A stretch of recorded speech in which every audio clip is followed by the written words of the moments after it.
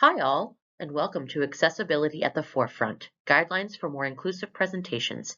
My name is Hilary Pearson, and I am the Accessibility Services Program Manager for ALA's Office for Diversity, Literacy, and Outreach Services, or ODLOS for short. This tutorial is presented in collaboration between ODLOS and ALA's Conference Services Department to foster inclusive practices for preparing presentation materials and to provide some best practices for live in-person presentations. First off, let us set a foundation of accessibility at the American Library Association and share our commitments. The mission of the American Library Association is to provide leadership for the development, promotion, and improvement of library and information services and the profession of librarianship in order to enhance learning and ensure access to information for all.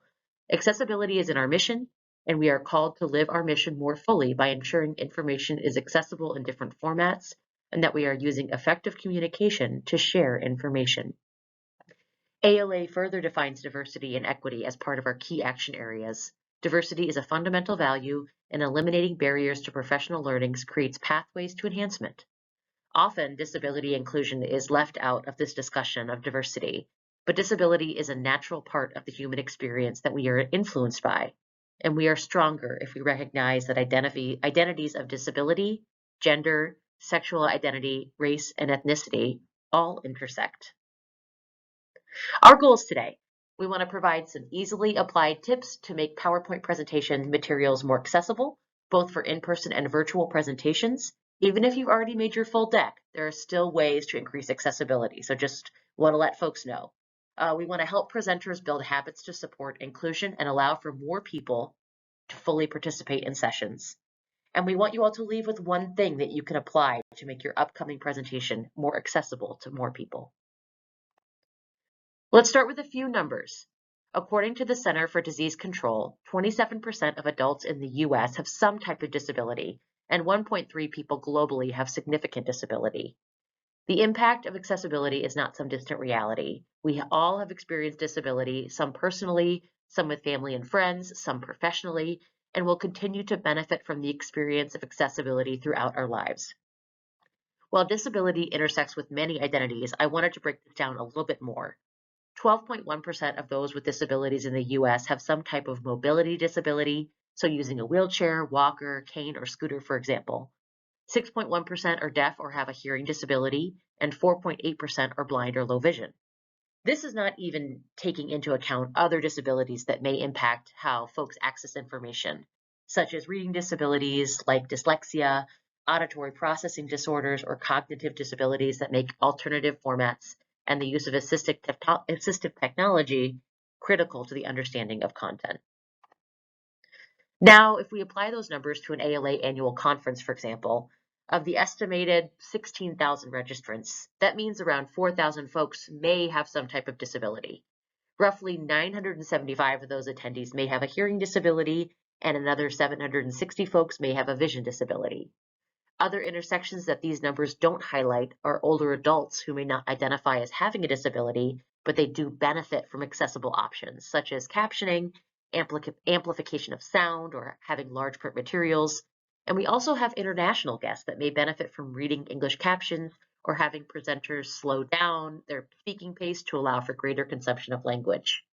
Captions also benefit those with auditory processing disorders or ADHD. Really what it comes down to is that you as the presenter don't know who is in the room or what folks may need to fully participate. So why wouldn't we want to set up as many folks for success as possible by making accessible, universally designed content? We're going to be using the PowerPoint example environment for this video, as the PowerPoint environment is the most accessible when it comes to checking and testing presentations. Now, I know some folks are probably using Google Slides or Canva to put their presentations together, and what's great about both of those platforms is that you can download them into PowerPoint and do additional checks for accessibility there. You can also add alt text in the Google or Canva environment before downloading. As a first step, we want to be thinking about our building blocks of the PowerPoint deck, and template slide layout is critical to this piece. You can find accessible templates through Microsoft PowerPoint that already have slide content and layout built in with accessibility in mind. The pathway is to open PowerPoint and navigate to File, then New. In the Search for Online Templates and Themes text field, you can type accessible templates and press Enter. This will bring up accessible templates that you can start with to build your presentation. If you already have a slide deck built, no worries. You can still apply a lot of the tips and tools we are talking about to help ensure accessibility. You also want to think about your font size and type. For live presentations, it's recommended to use at least a 28-point font, as folks will be distanced from the material depending on the size of the room and the screen size. Use a sans serif font type, as this is more accessible to folks with reading disabilities such as dyslexia, as these fonts have no traces or lines extending from the edges of letters. This way there are no curls or extras, and is simpler to read as well as cleaner for screen readers. A couple examples of sans serif font are Helvetica, Noi, or Arial. Avoid underlining for emphasis to limit confusion for screen reader technology, as underlining will indicate that it's a link and can confuse the technology. Using all caps as well on the screen reader, for screen readers, it can read those letters as individually, as opposed to recognizing it as one word. Check color contrast. On this screen, we have the words check color contrast presented as a light orange text against a yellow background that is difficult to read for anyone.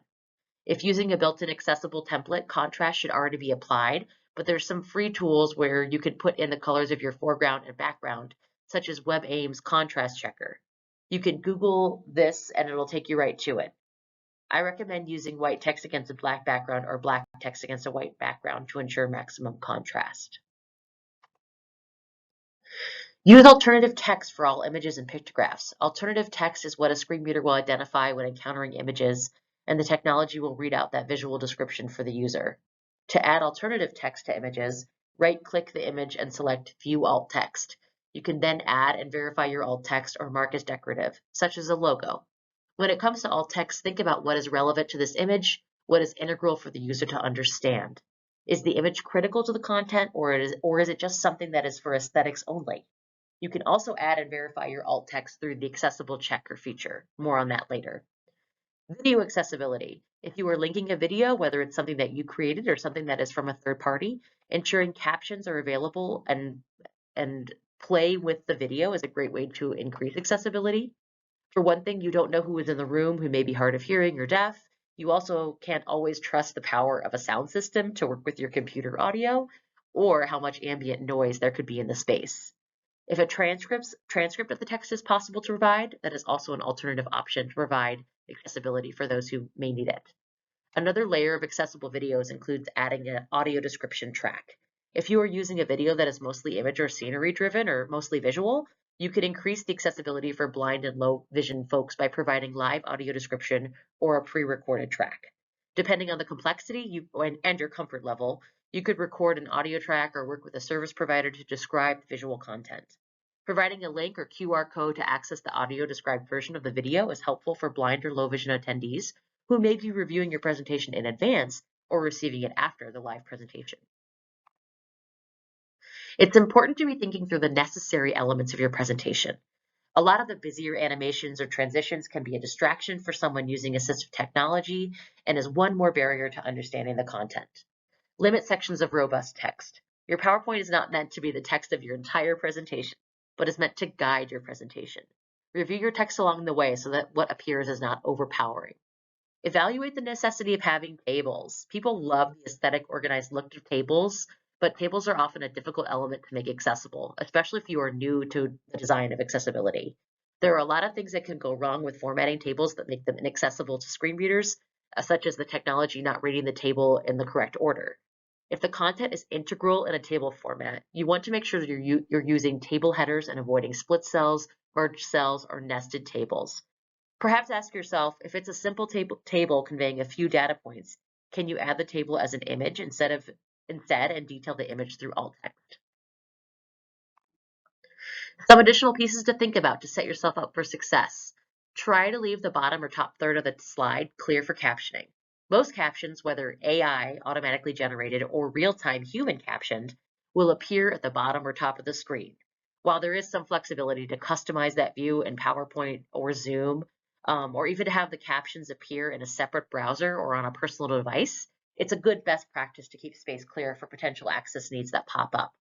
Screen reader technology is going to read slides in the order you added elements and not necessarily in the order they appear on the slide.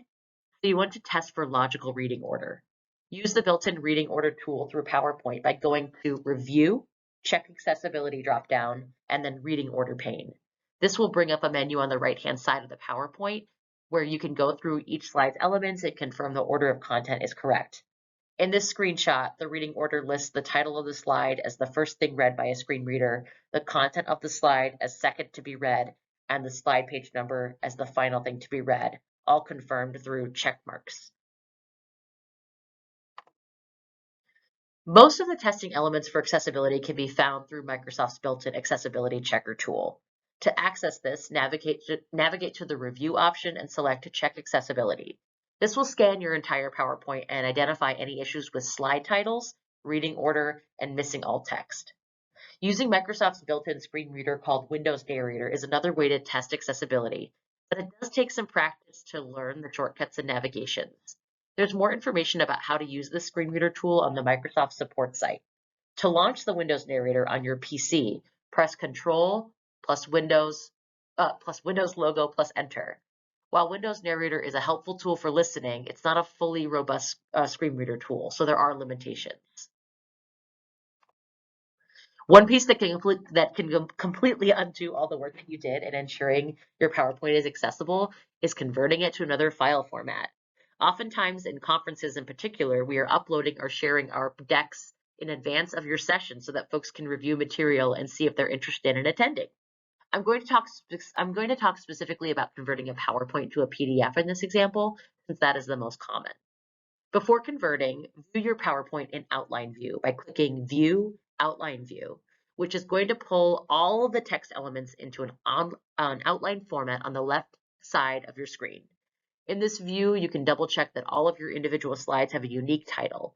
It's really helpful to have unique titles for all of your slides because when you do convert this to a PDF, whatever written content is in your slides will also show in the outline view in PDF, and unique titles make it easier to navigate a deck using a screen reader.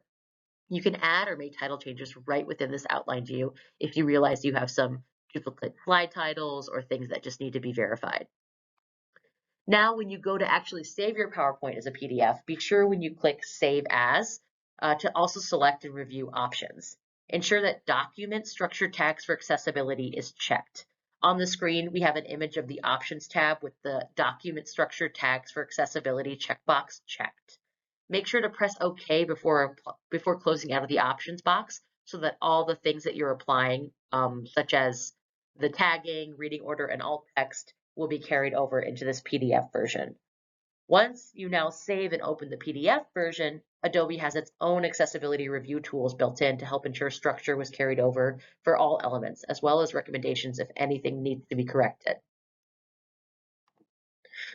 Now that you've created your accessible presentation materials, let's discuss briefly some best practices for accessible live presentations.